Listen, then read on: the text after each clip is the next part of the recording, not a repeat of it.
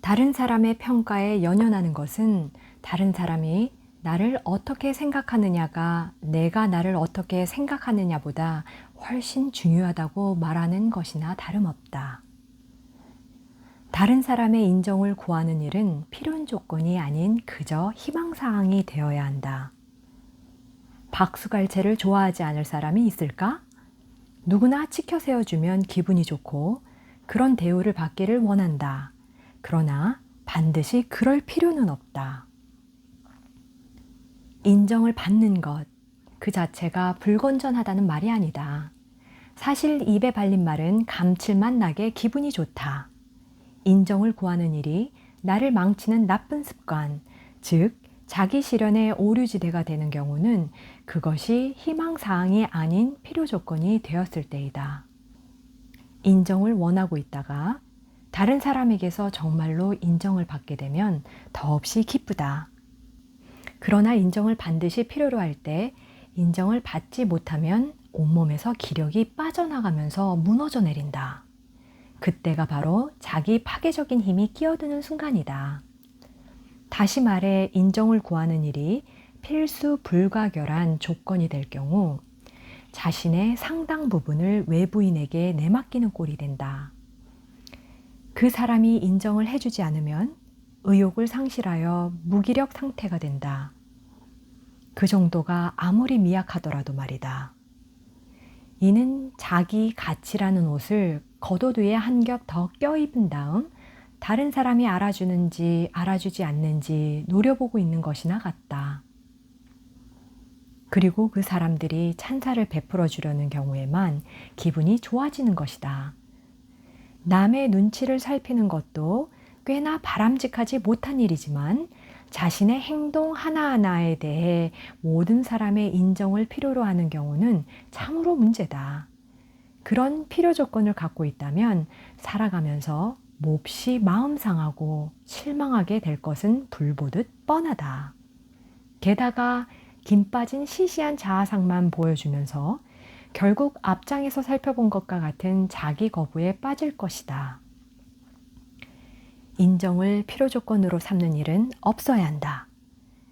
여기에는 이론의 여지가 없다.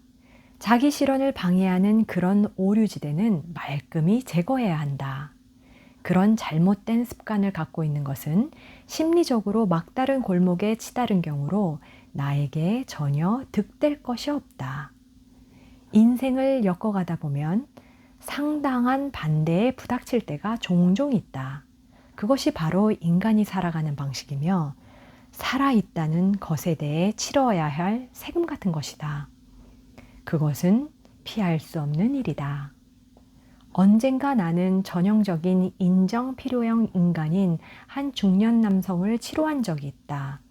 오지라는 이름의 그 남성은 낙태, 출산 정책, 중동 전쟁, 워터게이트, 정치 등 논란이 일고 있는 여러 세상사에 관해 주관을 갖고 있었다. 그러나 그는 자신이 내놓은 의견에 누군가가 냉소적인 반응을 보일 때마다 크게 당황했다. 그는 자신의 말이나 행동에 일일이 다른 사람들의 인정을 받으려고 애썼다. 인정을 필요 조건으로 삼는 덫에 빠지면 다른 사람의 생각에 휘둘리게 된다. 그 덫을 피하기 위해서는 그런 심리 상태를 자라게 하는 요인을 살펴보는 것이 중요하다. 다른 사람의 눈치를 살피는 행동의 바탕에는 이런 가정이 깔려 있다. 자신을 믿지 말라. 먼저 다른 사람에게 확인하라. 우리의 문화는 남의 눈치를 살피는 행동을 하나의 생활 방식으로 강화하고 있다. 틀에 얽매이지 않는 자주적 사고는 우리 사회의 보루를 이루고 있는 사회제도의 눈엣가시인 셈이다. 이 사회에서 자란 이상 누구나 그런 속성에 젖어 있을 수밖에 없다. 다른 사람의 의견을 자신의 의견보다 중요시하게 되면 인정을 받지 못할 경우 우울해지고 자기 비하와 자책감에 빠지게 되는 것은 당연한 결과다. 다른 사람들이 자신보다 훨씬 중요하기 때문이다. 따라서 자기 자신을 인정하고 다른 사람이 고개를 가로저어도 의연할 수 있도록 노력하는 것이야말로 다른 사람의 통제로부터 벗어날 수 있는 길이다. 그러나 그런 바람직한 행동에는 이기적이다, 무심하다, 제멋대로다 등의 꼬리표가 붙는다. 우리를 종속적으로 메어두기 위해서다. 눈치 보게 하는 부모님. 인격이 형성되는 시기에 있는 어린아이들은 자신에게 중요한 어른들, 예를 들어 부모님의 동의를 반드시 받아야 하는 줄로 알고 있다. 그러나 칭찬은 착한 행동에만 주어져서는 안 된다. 또한 아이는 자신의 말이나 생각, 감정, 행동에 일일이 부모의 동의를 구할 필요도 없다. 자립심은 요람 안에서도 배울 수 있는 것이며 칭찬을 갈구하는 자세와 사랑을 구하는 일이 혼동되어서는 안 된다. 어른들의 인정을 필요로 하는 태도에서 벗어나려고 독려하기 위해서는 아이에게 애초에 많은 칭찬을 해주는 것이 필요하다. 아이가 성장한 후에도 부모의 허락을 받지 않고서는 아무것도 할 수 없다고 느낀다면 자기 불신이라는 노이로제의 씨앗이 이미 어렸을 적부터 뿌려진 탓이다. 여기에서 설명하고 있는 남의 눈치를 보는 오류지대 행동은 부모의 동의를 먼저 구하지 않고서는 불안에 못 견디는 아이의 경우를 살펴본 것이지, 다정다감한 부모의 사랑과 칭찬을 원하는 지극히 건전한 경우를 말하는 게 아니다. 대개의 경우 우리의 문화는 아이에게 자신의 판단보다 다른 사람을 의지하라고 가르친다. 무엇이든 엄마 아빠에게 물어본다. 뭘 먹어야 해요? 언제요? 얼마나요? 엄마한테 여쭤봐라. 누구랑 놀아야 해요? 언제요? 어디서요? 네 방에서. 근데 내 방꼴이 이게 뭐니? 옷은 옷걸이에 걸고 침대는 정돈하고 장난감은 장난감 상자에 넣고. 종속과 인정을 구하는 행동을 강화하는 또 다른 대화 한 토막을 예로 들자면 이러하다. 네가 좋아하는 걸로 아무거나 입어. 이건 어때요, 엄마? 예, 도대체 그게 뭐니? 줄무늬 옷에 니트는 어울리지 않아. 다시 가서 그 옷에 어울리는 블라우스나 바지로 갈아입어. 일주일 후, 뭘 입어야 되죠, 엄마? 말했잖니. 내가 원하는 거 아무거나 입으라고. 왜 항상 내게 물어보는 거야? 정말 왜 이래야 할까? 슈퍼마켓에서 계산대의 점원이 한 아이에게 묻는다. 사탕 하나 줄까? 그 아이는 엄마를 쳐다보며 저 사탕 하나 먹어도 돼요? 라고 묻는다. 그 아이는 자신이 원하는 것과 원하지 않는 것을 포함해 모든 것을 부모에게 확인하는 버릇이 들어있다. 노는 것, 먹는 것, 잠자는 것에서부터 친구 관계를 맺는 것, 생각하는 것에 이르기까지 가정 내에서 어린아이에게 주어지는 자립의 메시지는 거의 없다. 자녀를 소유물로 생각하는 부모의 궁극적인 믿음 때문이다. 부모는 자녀가 스스로를 위해 생각하도록, 스스로 문제를 해결하도록, 스스로에 대한 믿음을 키우도록 돕기보다 자녀를 소유물로 취급하는 경향이 있다. 매번 부모의 동의를 구하게 만드는 전략의 효과는 모든 의존형 아이들에게서 뚜렷이 나타난다.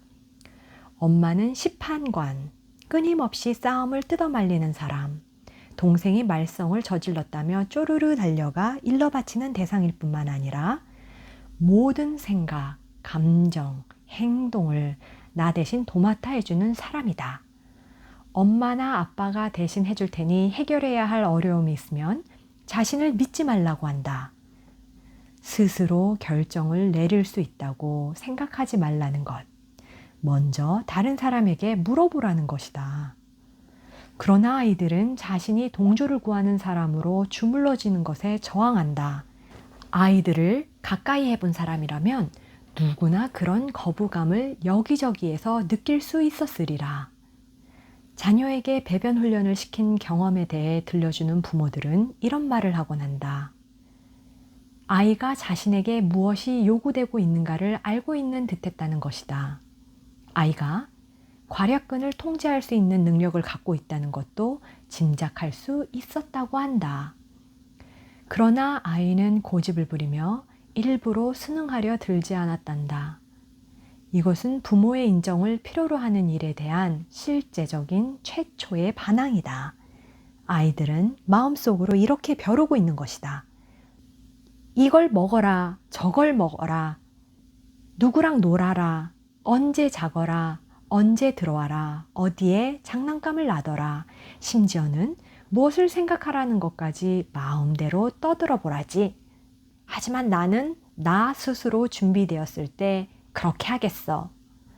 사사건건 반드시 부모의 인정을 얻어야 하는 일에 대한 투쟁이 최초로 성공하는 경우다. 유아기에는 스스로 생각하고 자신의 의지대로 행동하고 싶어 한다. 아빠가 옷 입는 것을 도와주려고 하면 나 혼자 할 수 있어 라고 말한다. 그러나 돌아오는 대답은 내가 해줄게. 꼬물거리고 있을 시간이 없어. 또는 넌 아직 너무 어려 이다. 어렸을 적 그토록 생생하게 살아있던 자립해 볼 곳은 자주적인 인간이 되고자 했던 바람은 이렇게 부모에 의해 꺼져버리기 일쑤다. 내가 의지하지 않으면 우리는 인정해주지 않을 것이라고. 우리가 인정하지 않으면 너도 너 자신을 인정해서는 안 된다고 가르치는 것이다. 가족이라는 단위는 의존과 동의를 필요로 하는 습관을 키운다. 물론 애초 의도는 악의적이지 않다. 자녀에게 어떤 불행도 일어나지 않기를 바라는 부모들이 자녀를 위험에서 보호하고자 하는 것이니까. 그러나 그 결과는 의도했던 바와는 정반대로 나타난다. 어려움에 부닥쳤을 때, 자신만의 문제를 해결하거나 모욕을 당했을 때 대처하는 것, 명예를 위해 싸우는 일, 자기 나름의 방식을 터득하는 것 등 자신감을 쌓는 방법을 알아가면서 자기만의 무기를 갖추기는커녕 평생 자주적인 행동에 무기고를 짓는 것이 불가능해진다. 동조를 구하라 라는 가르침은 10중 8구 아주 어렸을 때 전달됐을 가능성이 크다. 그 가운데 일부는 자녀의 안전과 건강을 지켜주기 위해 부모님께 여쭤보라고 했던 것이다. 그러나 다른 사람들로부터 인정을 받을 수 있는 행동, 즉 바른 생활 행동을 가르치기 위해 전달된 가르침들이 훨씬 많이 그리고 훨씬 비중 있게 자리 잡고 있다. 애초 당연히 주어져야 할 그런 인정을 받기 위해 반드시 다른 사람의 기분을 먼저 맞춰야 한다고 생각하게 한다. 요컨대 인정이 중요하지 않다는 것이 아니다. 자녀에게 인정은 언제든 주어져야 하는 것이지 마땅한 행동을 한 보상으로 주어져서는 안 된다는 것이다. 자긍심과 다른 사람의 인정을 혼동하도록 부추겨서는 안 된다. 사회는 눈치쟁이 양성소다. 인정을 탐하는 병을 얻게 되는 곳은 가정이나 학교뿐만이 아니다. 광고 등은 다른 사람의 눈치를 살펴야 하는 우리의 심리에 호소하는 메시지를 가득 담고 있다. 다른 사람의 눈총을 받지 않으려면 그 특정 상품을 사야 한다는 것이다. 광고주들은 비열하게도 왜 그런 전술을 쓰는 걸까? 그 수법이 통하기 때문이다. 팔리기 때문이다. 그들은 사람들이 다른 사람들의 인정을 받고자 하는 욕구에 감염되어 있다는 사실을 간파하고 그것을 이용해 딱 들어맞는 메시지를 내보낼 수 있는 간명한 문구를 만든다. 우리는 이렇듯 인정을 탐하는 태도를 높이 사고 장려하는 문화에 노출되어 있다. 다른 사람들의 생각에 지나치게 큰 비중을 두고 있는 자신을 발견하는 것은 별로 놀랄 일이 아니다. 여태껏 그렇게 행동하도록 길들여져 왔기 때문이다. 가족들이 불현듯 당신의 자립심을 키워줘야겠다고 생각한다 해도 부수적인 문화적 요인들이 방해 공작을 편다. 그러나 우리는 다른 사람의 눈치를 살피는 습관에 매달릴 필요가 없다. 자신을 구박하는 습관을 없앨 수 있듯이 다른 사람의 평가에 연연하는 습관 역시 없앨 수 있으니까. 마크 트웨이는 다른 사람의 눈치를 살피는 나쁜 습관을 없애는 방법에 대해 설득력 있게 지적하고 있다. 습관은 습관이다. 창밖으로 단숨에 내던질 수 있는 것이 아니라 한 번에 한 계단씩 아래로 내려가라고 꼬드겨야 하는 것이다. 나의 느낌, 생각, 말, 행동 하나하나에 늘 어느 정도의 반대가 있을 것이라고 마음에 새겨두면 실망의 터널에서 빠져나올 수 있다. 일단 반대를 예상하고 있으면 비난의 말을 들어도 그 때문에 상처를 입지는 않을 테니까. 그뿐 아니라 어떤 생각이나 느낌에 대한 반대를 나에게 핀잔 주는 것으로 여기는 일도 없을 것이다. 하늘이 두 쪽이 난다 해도 다른 사람의 반대를 피할 수는 없다. 아무리 손사래를 쳐도 뿌리쳐도 소용없다. 내가 가진 모든 의견에는 정반대되는 의견이 있게 마련이다. 자기 거부와 마찬가지로 다른 사람의 평가에 연연하는 태도 역시 다양한 오류지대의 행동을 보인다. 남의 눈치를 보는 가장 흔한 증상은 이러하다.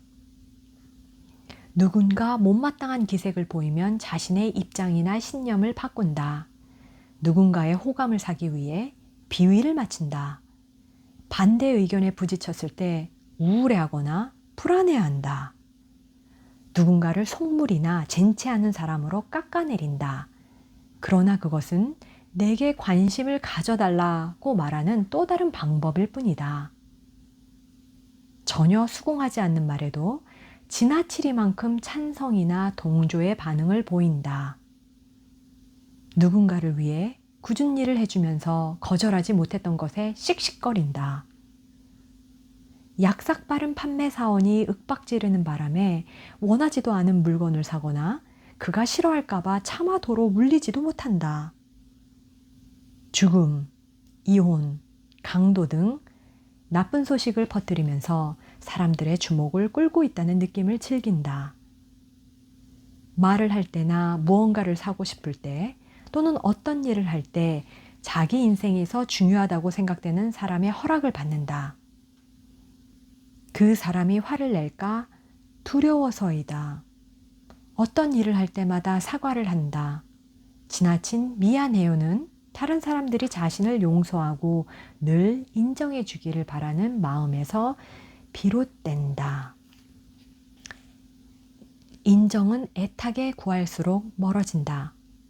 잠깐 상상에 잠겨보자. 정말로 모든 사람으로부터 인정받기를 원하며 그런 일이 가능하다고 가정해보자. 한 걸음 더 나아가 그것이 건전한 목표라고 가정해보자. 그렇다면 그 목적을 달성할 수 있는 최선의 그리고 가장 효율적인 방법은 무엇일까? 이 질문에 답하기 전에 내가 알고 지내는 사람들 중에서 가장 많은 인정을 받고 있는 듯한 사람을 떠올려 보자. 그 사람은 어떤 사람인가? 어떤 행동을 하는 사람인가? 그의 어떤 면이 모든 사람들의 호감을 사는가? 어쩌면 당신 머릿속에 떠오른 그 사람은 솔직하고 뒤끝없고 단도직입적이며 다른 사람들이 뭐라고 하든 개의치 않으며 자신의 역량을 충분히 발휘하는 사람들일지도 모른다. 어쩌면 그 사람은 동조를 구할 시간적 여유조차 거의 없는 사람일지도 모른다. 그는 필시 결과를 걱정하지 않고 상황을 있는 그대로 말할 수 있는 사람일 것이다.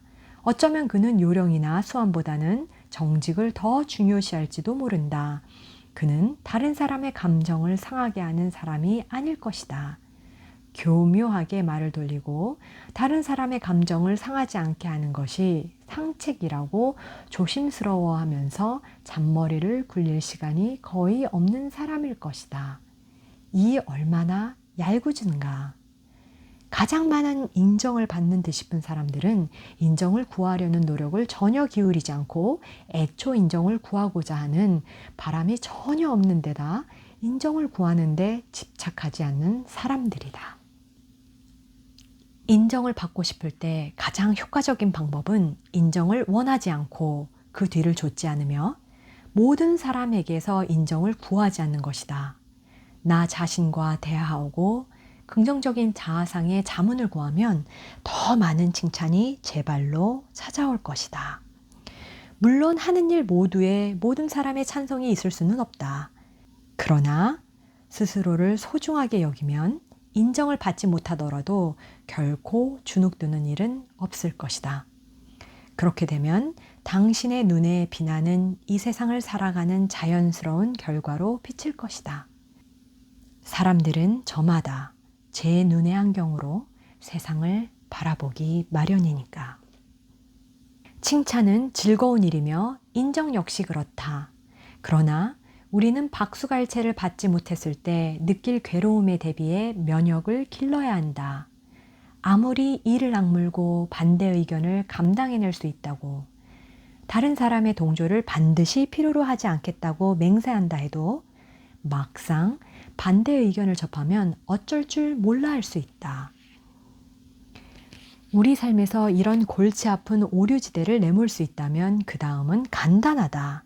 우리는 태어날 때부터 인정을 필요로 하는 일에 익숙해져 왔기 때문에 그 오류지대를 없애려면 엄청나게 많은 연습이 필요하다.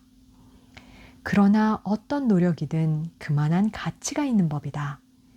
비난에 부딪혀도 실망하지 않게 되면 즐거운 현재의 자유를 평생 얻게 될 것이다. 자신에게 붙어있는 꼬리표를 뗀다. 나는 누구인가? 나는 자신을 어떤 사람이라고 표현하는가? 이 두 질문에 답하기 위해서는 내가 여태껏 살아온 삶을 뒤돌아봐야 할 것이다. 인간은 분명 과거에 매여 있으며 거기서 빠져나오기란 그리 쉬운 일이 아니다. 자기 자신을 설명할 때 어떤 말을 써서 표현하고 있는지 한번 돌아보자. 나는 신경질적이다. 나는 내성적이다. 나는 게으르다. 나는 음치다. 나는 눈치가 없다. 나는 건망증이 있다. 등 나는 어떻다 식의 온갖 꼬리표들을 사용하고 있지는 않은가? 말 하나하나에 자신이 절대 변할 수 없는 이유, 결코 변할 마음조차 먹지 않는 이유에 대한 변명이 들어있다. 자신의 존재를 부정하는 그런 꼬리표는 우리가 과거에 몸에 익힌 어떤 습관에서 비롯된 것일 수도 있다. 그 네 문장 가운데 하나를 사용할 때마다 실은 이렇게 말하고 있는 셈이다. 앞으로도 계속 내가 지금껏 해왔던 방식대로 살아갈 작정이야. 그러나 과거를 붙들어 매고 있는 끈을 풀고 과거의 삶을 방식을 유지하기 위한 그 쓸데없는 표현들을 내던질 수도 있다. 어쩌면 우리는 이미 몇 번 정도는 그런 시도를 해본 사람일 수도 있다. 또 어쩌면 우리 나름대로 붙인 꼬리표들을 지금도 계속 불러내고 있는 사람일 수도 있다. 중요한 것은 우리가 어떤 꼬리표를 선택하고 있느냐가 아니라 스스로에게 어떤 식으로든 꼬리표를 붙일 작정을 했다는 사실이다. 당신이 나는 어떻다 꼬리표를 불러내면서 과거에 매달린 덕분에 얻을 수 있는 보상은 회피라는 한마디로 깔끔하게 요약할 수 있다.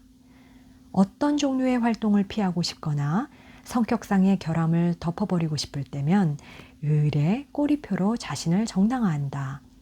사실 그런 꼬리표를 많이 사용하다 보면 정말로 그렇다고 믿게 되고 그 순간 앞으로도 계속 그 상태를 유지할 운명이 되는 셈이다.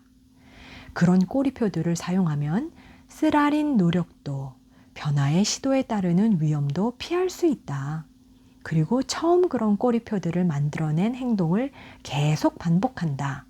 일례로 어떤 젊은 사람이 스스로를 내성적이라고 생각하면 모임에 나가면 정말 내성적인 사람인 것처럼 행동할 수 있다. 그리고 더 나아가 그런 행동을 통해 자신의 자아상을 더욱 굳히게 될 것이다. 이것은 악순환이다. 이 젊은이가 내성적인 데에는 여러 이유가 있겠지만 그 중에는 어렸을 적의 체험에서 비롯된 것도 있을 것이다.